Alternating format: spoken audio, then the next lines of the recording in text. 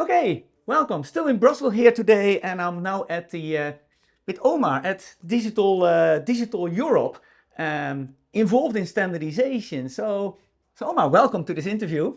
Thank you. Welcome to Digital Europe.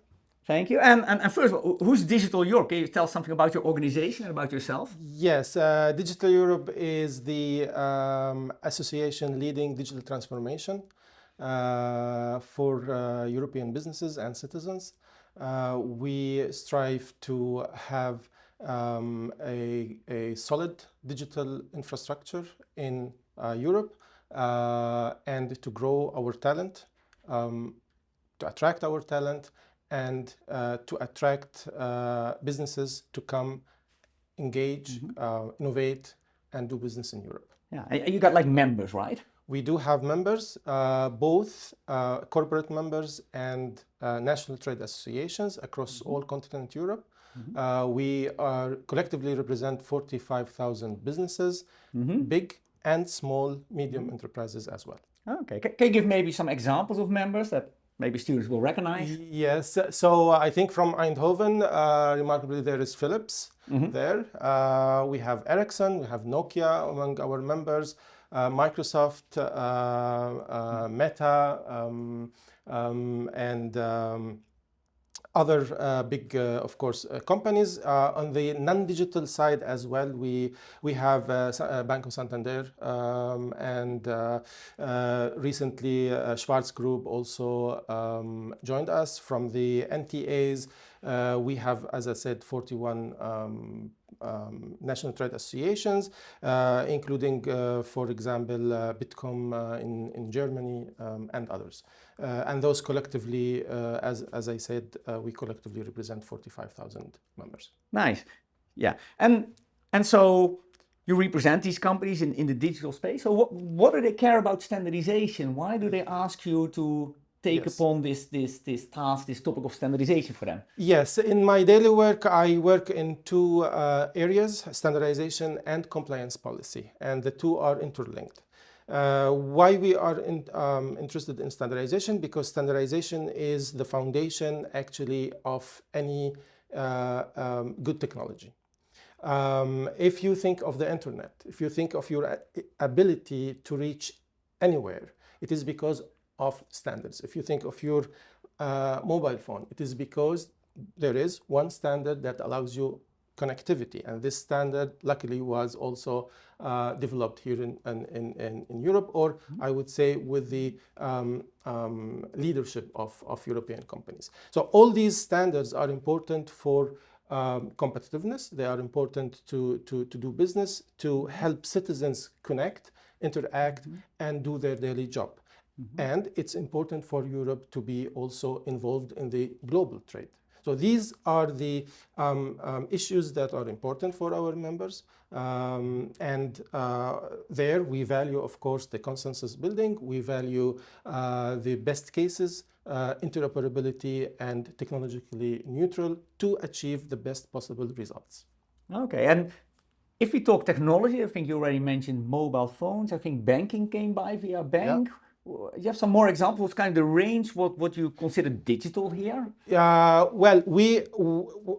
Digital is pretty much, I would say, defined. So we work in all digital files, starting, of course, now with the important files such as artificial intelligence, the digital product passport, for example, and cybersecurity, and all of these topics.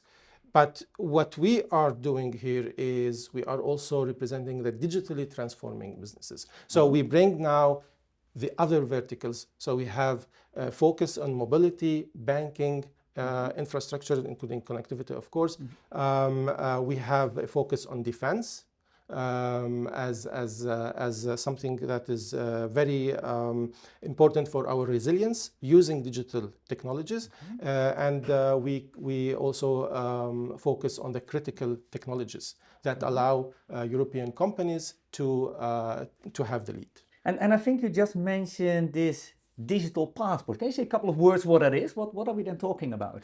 Well, what we have here is in terms, for example, of compliance. So you want to have all the information needed about your device. So let's take an example, your mobile device. You need to have all the information needed about your mobile device, the make, the serial number, etc., etc. Now it's scattered all over the place. Most of it are in paper format. It is not really sustainable. It is not really traceable as well. So the idea is to have it in a kind of a one-stop shop in a digital format, which is called the digital product passport. So every product has to have a digital passport that records all this information. This is important also for sustainability, for the environment, for the circular economy, because we also need to know how we are sourcing these materials, if they are sustainable, if they are also not counterfeit and not illegal. All of that goes into this one central place. Okay, so not only persons will have a passport, but also your car will have its own passport, and your car, your battery, your laptop computer, exactly, your your laptop, everything. And there, standardization is very important because you are dealing with data and you need to have a readable data formats and you have to have a good way to share this data. And this is done through standardization. Good. I have another question. We're at Digital Europe, representing European entities. So what is your take on the global situation? Where are we standing in Europe? What are the things going on right now in terms of the global landscape? Yeah, so as Digital Europe, we strive for the international first principle in standardization. We have a balanced representation. 33% or a third of our members are from the US, the other from Asia, and the other third is from Europe. And collectively, we strive for a global presence of Europe in the global landscape. This means that whether you are outside Europe, you come to Europe and you contribute to the European economy. If you are a European company, you also have an opportunity to provide your technology elsewhere. So in this context, standards is good also for trade. Okay, clear. And now we're talking technologies. If we go fast forward 10 years or so, what are kind of, you think, the most exciting technology development that relate to standardization? What do you think is kind of coming up that will keep us busy in 10 years? Yeah, so I think we recently had a study. It's a comparison between the EU and US in critical tech. And in critical technologies, Europe is leading just in one technology out of 8. Which is? Which is connectivity. And this is largely, I would say, because of the one standard that is still a good standard, known now as 5G or 6G, but back to the old days is the GSM standard, which allowed Europe to stay ahead of the curve and leading there. Biotech is also a good area, so we are not that far away from the US, but we are far away from other technologies such as quantum technology and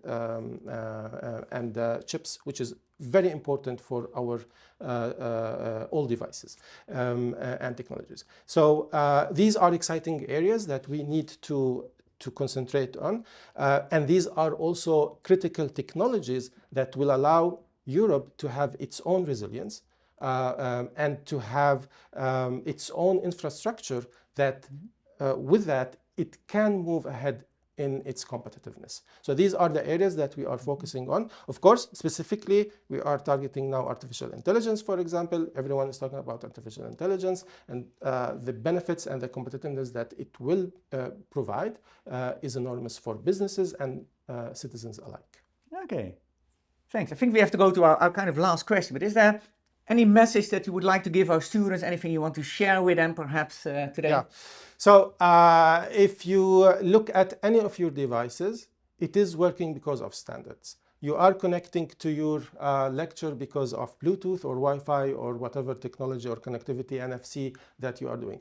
All these are standards. You do not have to memorize the standard name behind the technology, but it is a standard. So please pay attention to that. 30 years ago, Europe and still is leading in many of these areas because standardization was embedded into your courses, computer science or engineering or even the legal practice, and we need to continue with that. We need to continue focusing on standardization. You might not have encountered standards as such, but they are there everywhere, and you will have to deal with them. So please focus on standardization in your studies. Okay. Nice message. Thanks so much for being with us today, Omar. And thank you. we'll be seeing each other soon, I think. Thank you.